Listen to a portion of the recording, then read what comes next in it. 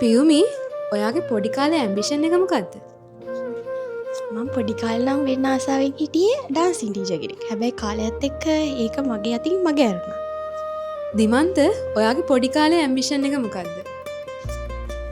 පොඩි කාරණ මම ඩොක්ට කෙනෙක් වන්න තමයි හිතන් හිටියේ වට දැන් HR සයිට් එකින් ඉස්රහට යන්න තමයි බලාපොරොත්තු.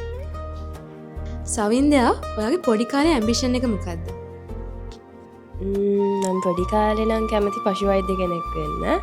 මොකද මං සත්තුන්ට ගොඩක් ආදරෙයි. එයාලට කැමති. හැබැයි මම ස්ටඩීස් කරේ ෆයිනෑන්ස් පැත්තෙන්. මම මේ පැත්තෙන් ඉස්සරහට යන්න තමයි බලාපොරොත්තු වෙන්නේ. දිනුක ඔයාගේ පොඩි කාලේ ඇම්බිෂන් එක මොකක්ද? මගේ පොඩි කාලේ ඇම්බිෂන් එක නම් ක්‍රිමිනල් ඉන්වෙස්ටිගේෂන් ඔෆිසර් කෙනෙක් වෙන එක. දැන් අයින ක්‍රෙඩිට් මැනේජ්මන්ට් පැත්තෙන්. ඉතින් ඒකේ ඉස්සරහට මම තමයි බලාපොරොත්තු වෙන්නේ. චාමිනී ඔයාගේ පොඩි කාලේ ඇම්බිෂන් එක මොකක්ද?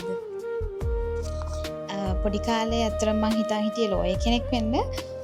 හැබැයි දැන් මගේ බලාපොරොත්තුව චාර්ටඩ් ඇකවුන්ටන්ට් කෙනෙක් වෙන එක. රචින්දු පොඩි කාලේ ඔයාගේ ඇම්බිෂන් එක මොකක්ද?